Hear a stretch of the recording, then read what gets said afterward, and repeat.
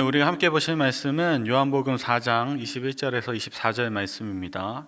요한복음 4장 21절에서 24절 말씀. 함께 읽도록 하실 텐데 제가 준비한 성경은 우리말 성경입니다. 제가 준비한 성경은 우리말 성경입니다. 그 앞에 나오신 그 화면에 나오는 여러분 자막 보시고 우리가 함께 읽으셨으면 좋겠습니다. 우리 함께 읽겠습니다. 21절부터 읽습니다. 예수께서 여인에게 말씀하셨습니다. 여인아, 나를 믿어라. 이제 이 산도 아니고 예루살렘도 아닌 곳에서 아버지께 예배 드릴 때가 올 것이다. 너희 사마리아 사람들은 알지 못하는 것을 예배하지만 우리 유대 사람들은 알고 있는 것을 예배한다. 이는 구원이 유대 사람들로부터 나오기 때문이다. 이제 참되게 예배하는 사람들이 영과 진리로 아버지께 예배드릴 때가 오는데 지금이 바로 그때다. 아버지께서는 이렇게 예배드리는 사람들을 찾고 계신다. 하나님은 영이시니 하나님께 예배드리는 사람은 영과 진리로 예배드려야 한다. 아멘. 요즘에 사람들이 MBTI라고 이야기하는 검사, 성격 유형 검사를 참 많이 합니다. 한국에서는 이제 청소년들이나 청년들이 본인 소개할 때 MBTI 유형을 갖고 본인을 소개합니다. 그래서 저도 한번 검사를 해봤습니다. 제가 검사를 해봤더니 제 성격 유형은 ESFJ-T라고 나왔는데 사교적인 외교관이라는 결과가 나왔습니다. 이 유형의 특징을 한마디로 표현한 걸 보니까 인기쟁이라고 되어 있더라고요.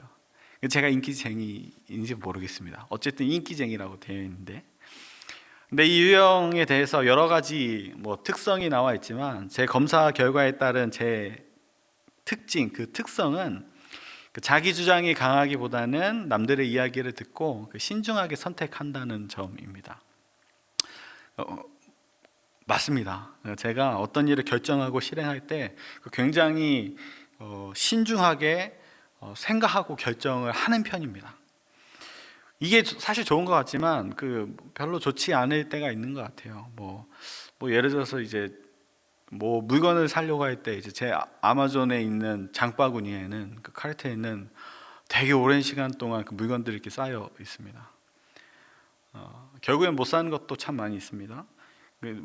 어떻게 보면 제가 좀 너무 신중해서 결정 장애가 있는 것도 같고, 근데 비단 이제 물건을 사는 일뿐만 아니라 어떤 일을 새로 시작하거나 또 결정할 때 굉장히 많은 시간을 고민하고 또 계획합니다. 그 과정에서 스트레스도 굉장히 많이 받아요. 근데 이걸 잘 결정하면 좋은데 어떨 때에는 그냥 결정 시간이 가까이 올 때까지 스트레스 받다가 결정하는 경우도 있지만 그냥 결정 못하고 때를 놓치는 경우가 있습니다. 빨리 결정했었어야 되는데. 이 때가 참 중요한데, 이 시간을 맞추는 것이 참 중요한데 제가 그렇게 시간을 놓칠 때가 참 많이 있더라는 것입니다.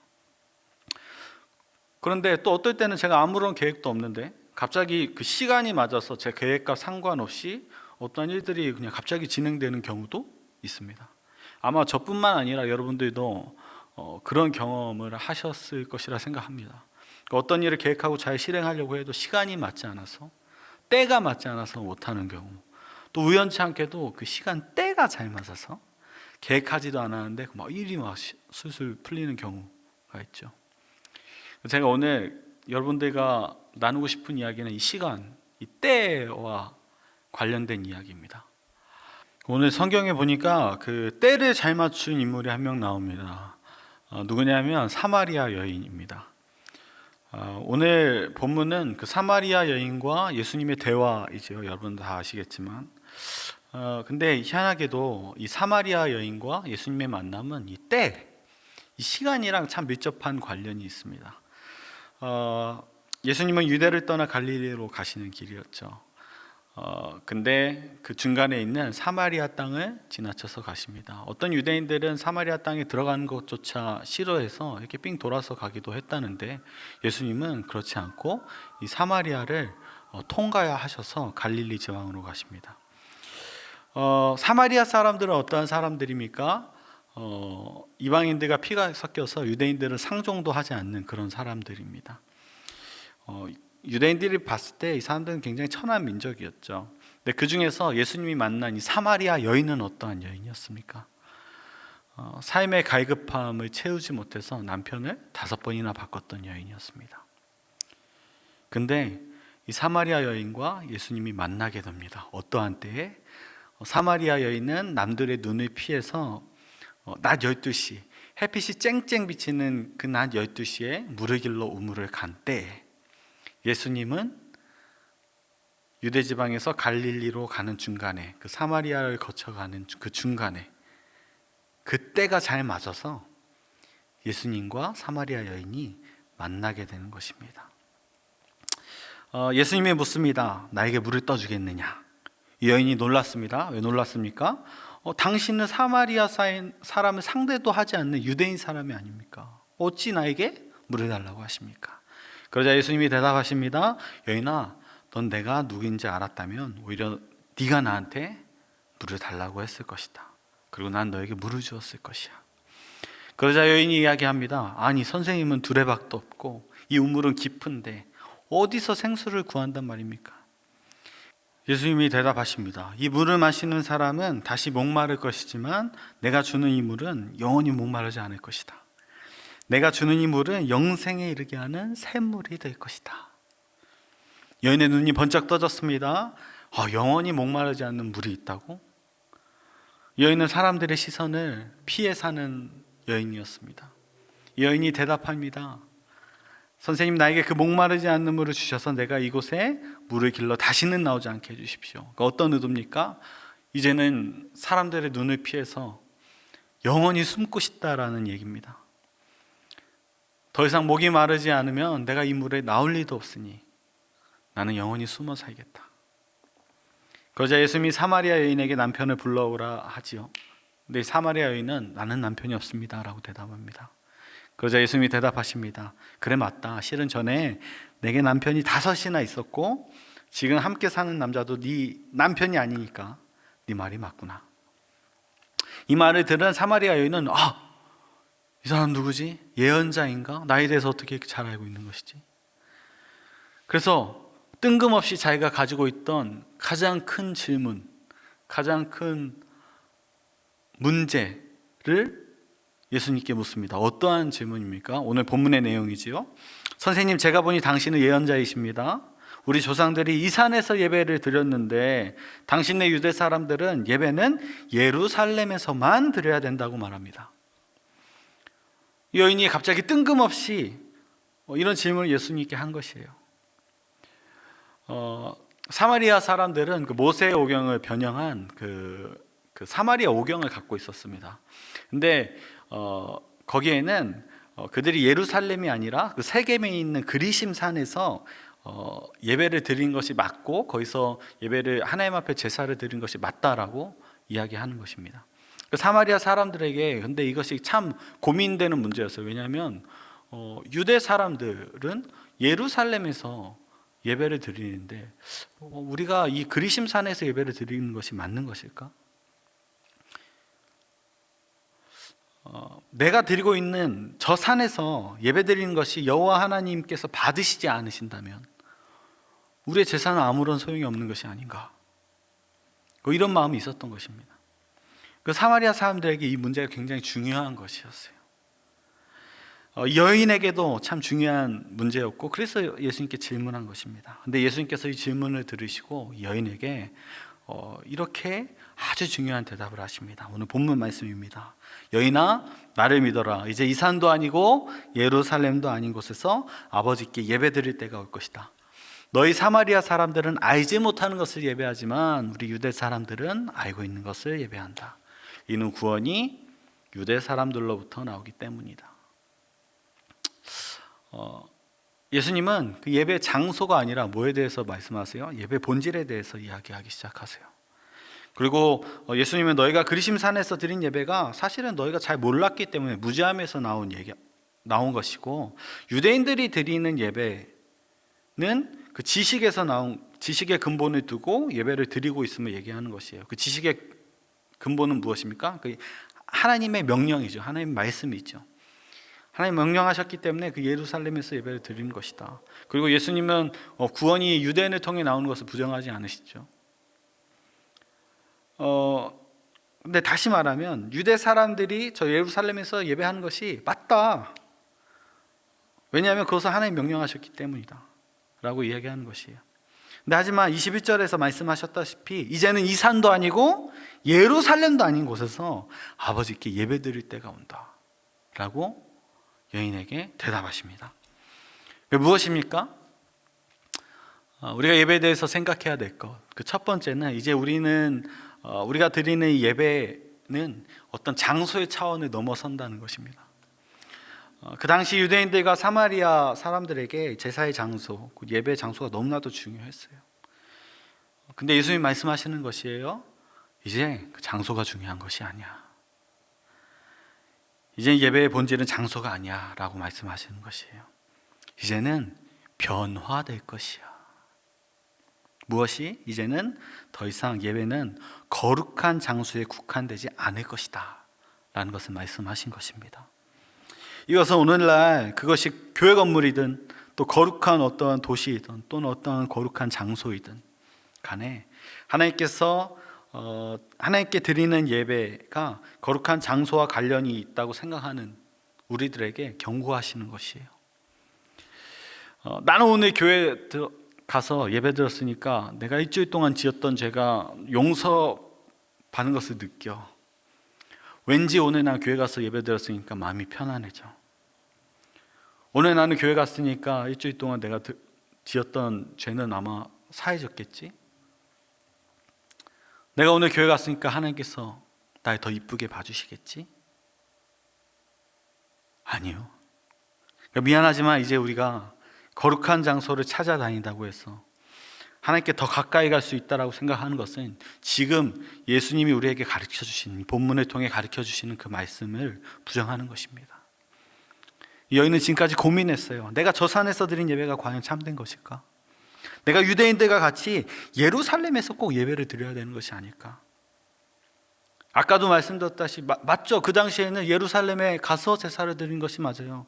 하지만 예수님은 앞으로 자신이 이루실 일에 대해서 그 일로 인하여서 이제는 정해진 장소에서 어떤 피 흘림에 의한 제사, 그 예배 형식은 이제 바뀌어질 것이다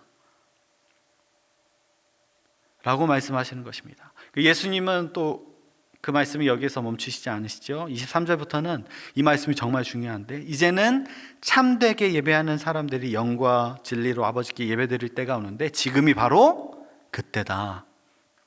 아버지께서는 이렇게 예배드리는 사람들을 찾고 계신다. 무엇입니까? 두 번째로 우리에게 말씀하시는 것, 예배는 이제 육의 차원이 아니라 영의 차원으로 예수님께서 우리를 이끌고 계신다라는 것이에요. 예수님은 사마리아 여인과의 만남을 통해 처음부터 이것을 말씀하고 계셨어요. 여인의 삶에서, 그녀의 삶에서 가장 그 여인이 포커스를 두고 있었던 것이 무엇이에요? 자기 삶의 갈급함. 어떠한 갈급함이에요? 육적인 갈급함. 육적인 것에 집중하고 있었어요. 그 여인은 남편을 5이나 바꿨지만 채워지지 않는 것, 육의 목마름이었어요. 여인은 계속적으로 남편을 바꿔가며 이 육의 목마름을 채우려고 했어요. 근데 예수님이 내가 너에게 주는 것은 영원히 목마르지 않는 물이다 라고 말씀하셨는데, 그 물은 무엇을 채우는 것입니까? 육의 양식을 채우는 것입니까? 아니죠. 영을 채우는 것이에요.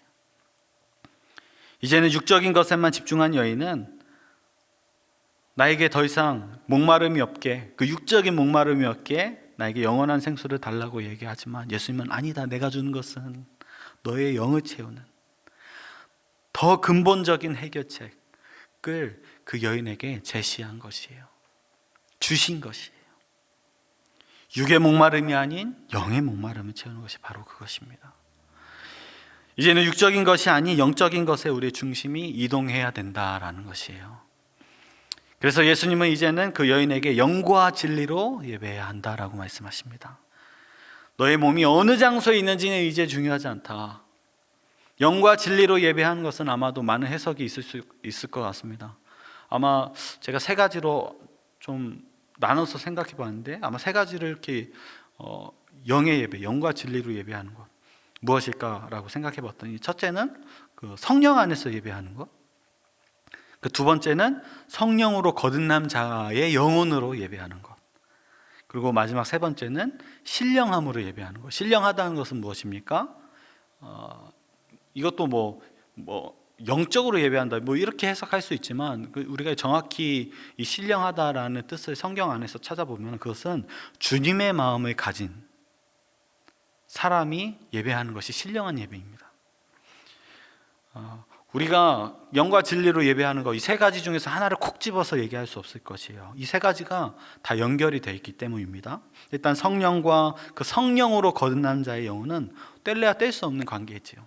우리가 거듭나려면 어떻게 거듭나야 됩니까? 물과 성령으로 거듭나야 되는 것입니다. 그 성령을 빼놓을 수 없는 것이에요. 우리가 거듭나기 위해서. 예수님은 요한복음 3장 6절에 성령으로 난 것은 영이다라고 말씀하시죠.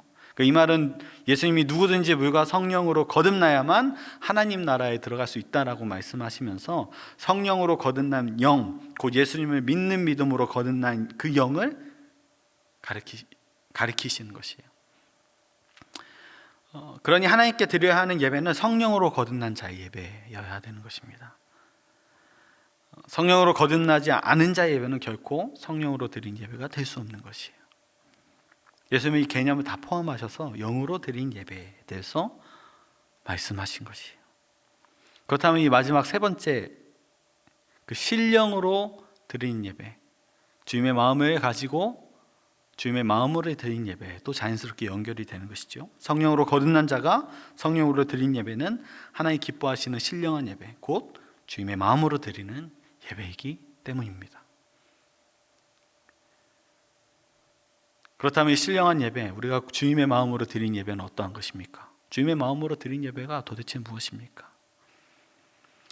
그것은 아마 그 요한복음에서 우리에게 이야기하는 그 성령에 대해서 우리가 안다면 그 답을 알 수 있을 것 같아요.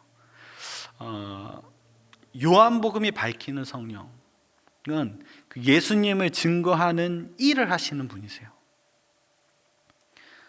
이것은 단지 요한복음에서 뿐만 아니라 모든 성경에서 성령을 받은 사람들이 어떠한 일을 했는지를 우리가 본다면 우리가 쉽게 알 수 있는 것이에요. 마가의 다락방에서 성령을 받은 자들은 무슨 일을 하기 시작했습니까? 사람들에게 복음을 전파하기 시작합니다. 예수가 누구인지, 어떠한 일을 행하셨는지 그들은 목숨을 걸고 그 사실을, 그 진리를 전파합니다. 그러므로 영으로 드린 예배, 즉 성령으로 난 자가 성령 안에서 드리는 예배는 모든 예배 중심이 예수 그리스도를 바라보는 예배인 것이에요. 바울이 이야기합니다. 누가 주님을 알아서 주님을 가르치겠느냐? 우리가 주님의 마음을 가졌느니라. 곧 주님의 마음을 가진 자, 주님을 아는 사람이 아니면 예수 그리스도에 대해서 증거할 수 없다라는 것이에요. 주님의 마음을 가진 자가 드린 예배, 신령한 예배, 영과 진리로 드리는 예배인 줄 믿습니다. 예루살렘에서의 제사도, 그리심산에서의 제사도 더 이상 진정한 예배가 아니에요. 참 예배는 예수님을 증거하는 성령을 통해 예수님의 말씀으로 거듭난 성도들이, 성령으로 거듭난 성도들이 예수님께 집중하여 예수께서 주신 은혜에 감사하며 그 보혈로 이미 죄로 죽었던 내가 살아났음에 감격하며 드리는 예배, 신령과 진정으로, 신령과 진리로, 영과 진리로 드리는 예배인 것입니다. 이제는 유대인이나 사마리아인이나 장소 중심의 제사는 종결되어 없어졌습니다. 예수께서 곧 이때라, 영과 진리로 예배하는 때가 오는데 그때가 곧 이때라, 예수님의 이 선언은 새로운 예배가 이미 시작되었다라는 것입니다. 제가 온라인으로 드릴 수밖에 없는 이 예배를 준비하면서 우리가 첫 번째 고민하고 나아가야 할 방향에 대해서 고민했을 때 예수님이 변화시켜 주신 이 예배의 형태를 꼭 얘기해야겠다라는 마음이 들었어요. 코로나 시대에 이제는 많은 교회들이 오프라인 예배를 이제 다시 모여서 우리가 예배를 드리죠. 적은 인원이지만 저희 교회 같은 경우는 이제 나눠서 예배를 드리지만, 근데 그것은 우리가 질병에 대해서 이제 완전히 자유해서가 아니라 결국은 우리 안에 있는 목마름을 해결하기 위해서, 채우기 위해서 우리가 함께 모여서 예배하는 것입니다. 우리가 함께 모여서 예배하지 않았을 때 오는 그 영적인 불편함이 있었던 것이에요. 근데 예수님께서 우리에게 말씀하십니다. 이제 우리가 드린 예배는 어떠한 장소에 국한되어 있지 않다.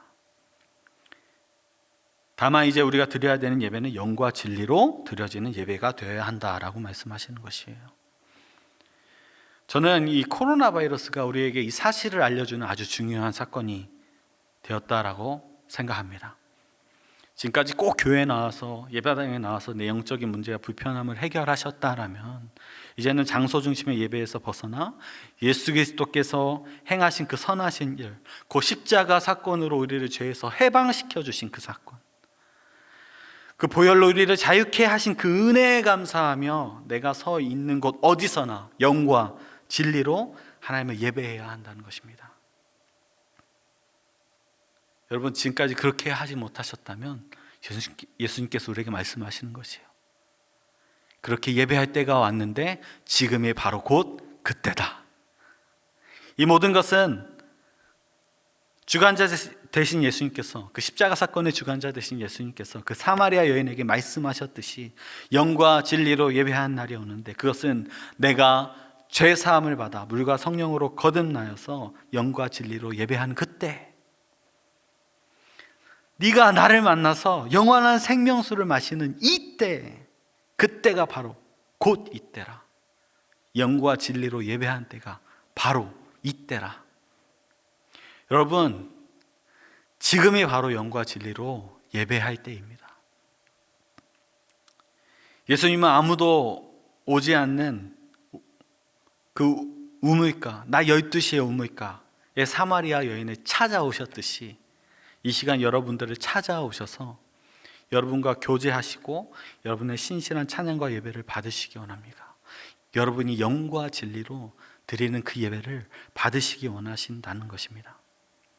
여러분, 오해하지 마십시오. 여러분, 이제 교회에 나오지 않아도 된다는 소리가 아닙니다. 여러분, 오해하시면 안 됩니다. 예수님은 반석의 교회를 세우시고 우리의 공동체를 통해서 일하시고 우리가 함께 모여서 이 공동체를 통해서 성장하고 우리가 함께 드린 예배를 예수님께서 기뻐하십니다. 다만 이러한 상황들이 우리 안에 닥쳤을 때, 어떠한 상황입니까? 함께 모일 수 없는 상황들이 닥쳤을 때, 이미 예수께서 우리에게 변화시켜 주신 예배가 우리 안에 적용되어져서 내가 서 있는 그 자리에서, 내가 있는 그 장소에서 주님의 영과 진리로 우리가 예배해야 된다는 사실을 우리가 알아야 된다는 것입니다. 예수님의 말씀은 이제는 우리 안에 온전한 삶의 예배가 일어나야 한다는 것을 말씀하고 계시는 것이에요. 여러분, 예배의 때를 정해놓지 마십시오. 여러분, 예배의 장소를 정해놓지 마십시오. 언제가 예배할 때입니까? 바로 이때. 여러분, 바로 이 순간에 예배하는 거예요. 여러분이 예배하고 싶을 때, 주님을 찬양하고 싶을 때, 어디서든지 여러분이 있는 장소에서, 여러분의 시간 안에서 주님을 바라보면서 예배할 수 있는 것이에요. 그게 무엇입니까? 삶의 예배. 아침에 눈을 뜨는 순간부터 여러분이 잠자리에 든 그 모든 순간에 하나님 나를 통해 영광 받으시며 그 은혜에 감격하며 우리의 몸을 산제사로 주님 앞에 드려 우리가 예배해야 된다는 것입니다. 이 온라인 예배를 지켜보고 있는 여러분, 아마 교회에 나오고 싶어도 어떠한 질병의 두려움 때문에 못 나오시는 분들도 아마 계실 것이에요. 내가 교회에 너무 가고 싶은데 마음에 불편함이 있으실 것이에요. 교회 가고 싶은 부담감이 있으실 것이에요. 아주 좋습니다. 거룩한 부담감입니다. 하지만 여러분, 예배의 때를 정해놓지 마십시오. 예배의 장소를 정해놓지 마십시오. 여러분이 그 자리에서 얼마든지 주님을 예배할 수 있습니다. 여러분이 그 자리에서 얼마든지 주님을 찬양할 수 있습니다. 그 자리에서 주님을 예배할 때 예수님께서 우리 예배를 받으십니다. 그 자리에서 주님을 찬양할 때 예수님께서 우리의 찬양을 드리십니다. 여러분, 영과 진리로 예배하십시다. 예수님이 우리에게 허락하신 그 은혜, 그 사랑에 감사하며 감격하며 예수님을 아는 우리가 예수님을 바라보며 주님을 예배하십시다. 그것이 여러분 삶에 계속 이어져서 언제나 어디서든지 하나님과 예수 그리스도를 높이는 저와 여러분들이 되기를 소망합니다. 여러분, 지금이 바로 예배할 때입니다. 여러분, 이때 여러분이 있는 그 장소에서 주님을 바라보시고 영과 진리로 예배하시는 여러분들 되시기를 주님의 이름으로 축복합니다. 기도하겠습니다. 하나님 감사합니다. 오늘 우리에게 주신 이 은혜의 말씀, 너희가 영과 진리로 예배할 때가 오는데 지금이 바로 그때라 라고 말씀하여 주신 그 말씀, 예수께서 우리 대신하여 십자가에 못 박혀 죽으심으로, 죽었던 우리를 살려주심으로,